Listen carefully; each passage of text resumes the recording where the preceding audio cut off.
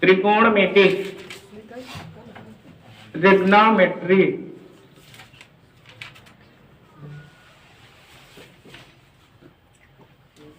Trigonometry, ठीक है, इसका इंग्लिश होता है। त्रिभुज कई होते हैं, भुजा के आधार पर 3, कोण के आधार पर 3, 6 गुण ना, लेकिन त्रिकोणमिति उसे कहते हैं समकोण त्रिभुज के बारे में। समकोण त्रिभुज किसे कहते हैं?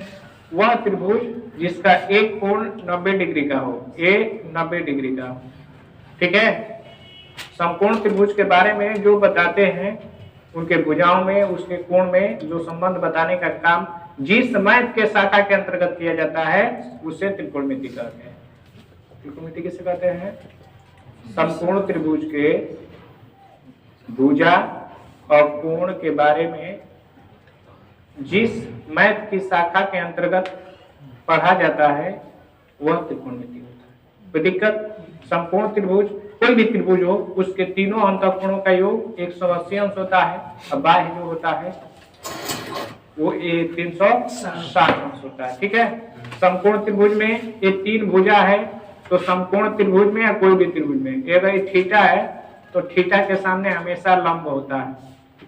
ये थीटा है तो थीटा के सामने लंब, नीचे वाला आधार होता है, और जो 90 अंश के सामने है उसे कर्ण होता है, उसे कर्ण कहते हैं, ठीक है। कर्ण हमेशा सबसे बड़ी भुजा होती है, कर्ण हमेशा सबसे बड़ी भुजा होती है। ये त्रिकोणमिति की शुरुआत है एडवांस मैथ में। अगर आप इससे पहले कुछ भी नहीं पढ़े हैं, अगर आज से भी पढ़ेंगे तो एडवांस मैथ आपको आ जाएगा, ये हमारी गारंटी 100%। बस रेगुलर पढ़ना है और क्लास मिस नहीं करना है, ठीक है। त्रिकोणमिति एडवांस मैथ जो है एकदम बढ़िया से समझ में आएगा, ठीक है। तो जितना एडवांस मैथ का होगा यूट्यूब पे एडवांस मैथ करके लिखिएगा, ठीक है। सब पे बस मैथमेटिक्स लिखे हो, एडवांस मैथ लिखिएगा, ठीक, पोस्टर पे भी। कर्ण हमेशा सबसे बड़ी भुजा होती है। अगर ये सपोज ए है, ए बी है और ये भुजा का माप सी है, ठीक है, तो इस कंडीशन में ए का स्क्वायर प्लस बी का स्क्वायर बराबर सी का स्क्वायर होता है, ये इसकी पहचान होती है। अर्थात कर्ण का स्क्वायर बराबर लंब का स्क्वायर प्लस आधार का स्क्वायर, ये होता है। लंब का स्क्वायर प्लस आधार का स्क्वायर बराबर कर्ण का स्क्वायर, ठीक है। इसके अलावा ये तो भुजाओं में संबंध हो गया, ये किसमें संबंध हो गया? भुजा।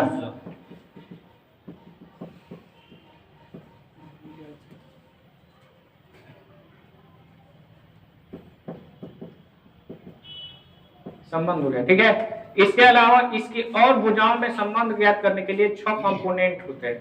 कितने कंपोनेंट होते हैं? 6 कंपोनेंट होते हैं। जो कंपोनेंट होते हैं वो होता है sine theta, cos theta, tan theta, cot theta, sec theta, cosec theta. ये 6 कंपोनेंट होते हैं। और अगर हम सपोज दैट ए लंब को यल से डिनोट करें, आधार को ए से आधार, और कर्ण को के से, तो हमारा एक छोटा सा वो हो जाएगा कि लाल बटा में कक्का, लाल बटा में कक्का, कक्का, कक्का जो होते हैं, कक्का गांव में होते हैं ना, तो यल से लंब, यल से लंब, ए से आधार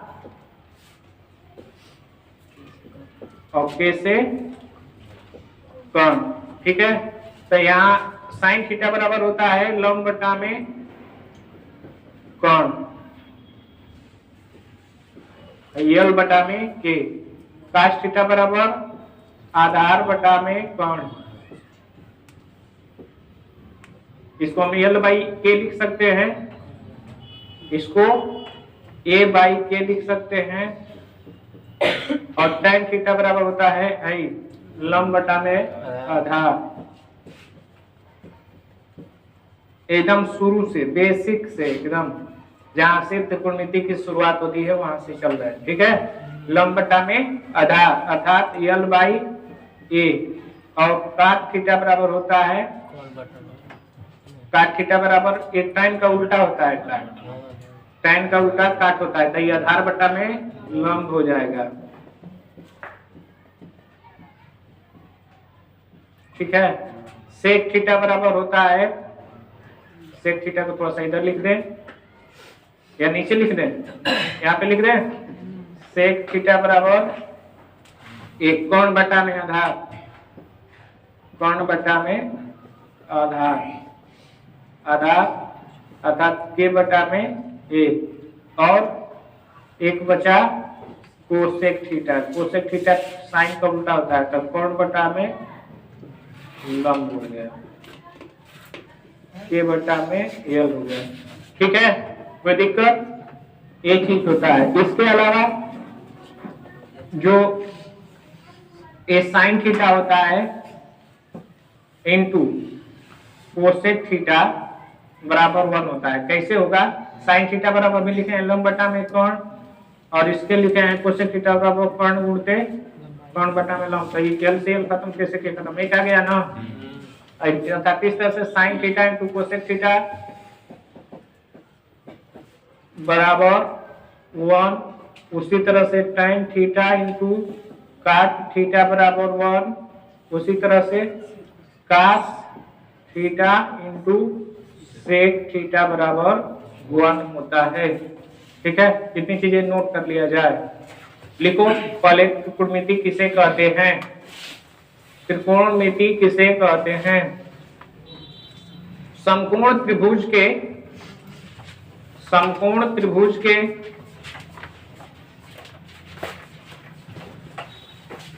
भुजा और कोण के बीच में,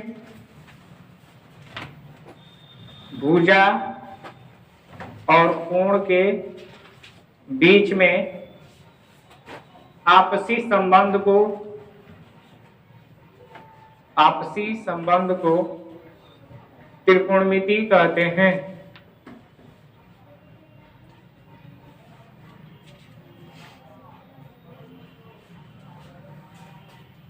समकोण त्रिभुज के भुजा और कोण के बीच के संबंध को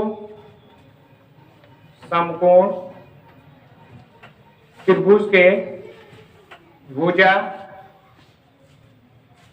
और कोण के बीच के संबंध को बताने के लिए 6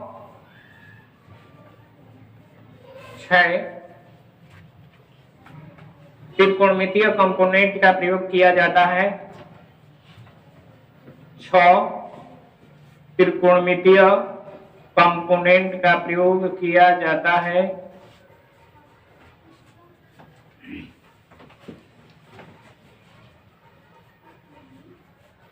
किया जाता है जो sine theta,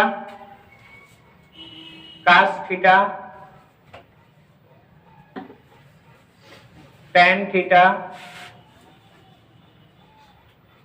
cot theta,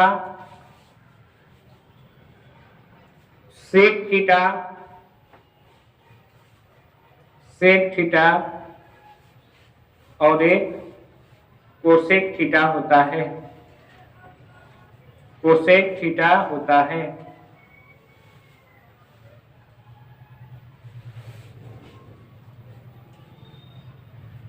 sine theta बराबर, साइन थीटा बराबर लंब बटा में कर्ण, लंब बटा में कर्ण, कास थीटा बराबर आधार बटा में कर्ण,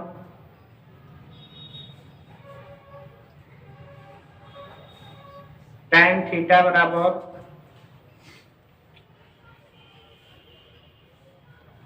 लंब बटा में आधार,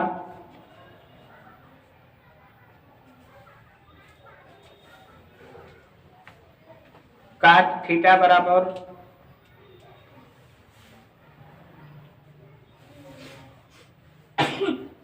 काट थीटा बराबर आधार बटा में लंब, आधार बटा में लंब सेक थीटा बराबर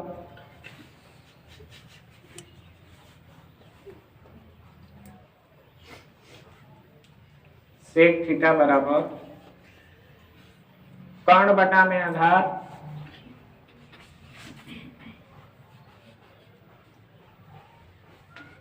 कोसेक थीटा बराबर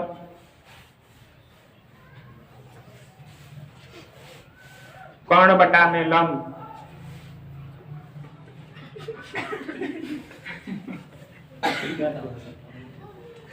ए बी सी में ए यदि लंब हो, बी आधार ए यदि ए बी सी में ए यदि लंब हो, बी आधार की भुजा हो तथा सी कर्ण की भुजा हो, तो ए स्क्वायर प्लस बी स्क्वायर बराबर सी स्क्वायर या लंब का स्क्वायर प्लस आधार का स्क्वायर बराबर कर्ण का स्क्वायर होता है। कर्ण हमेशा लंब और आधार से, कर्ण हमेशा लंब और आधार से बड़ी भुजा होती है। 90 डिग्री के कोण के सामने, 90 डिग्री के कोण के सामने हमेशा कर्ण होता है। 90 डिग्री के, ये 90 डिग्री है ना, बोर्ड पे देखो, 90 डिग्री के सामने हमेशा क्या होता है? कर्ण होता है। और थीटा के सामने हमेशा लंब होता है। थीटा के सामने हमेशा लंब होता है। अगर ई थीटा बन जाए तो हाई लंब हो जाएगा, ठीक है। थीटा के सामने हमेशा लंब होता है। लिखो sine theta into cosec theta बराबर 1, sine theta into cosec theta बराबर 1, tan theta into cot theta बराबर 1,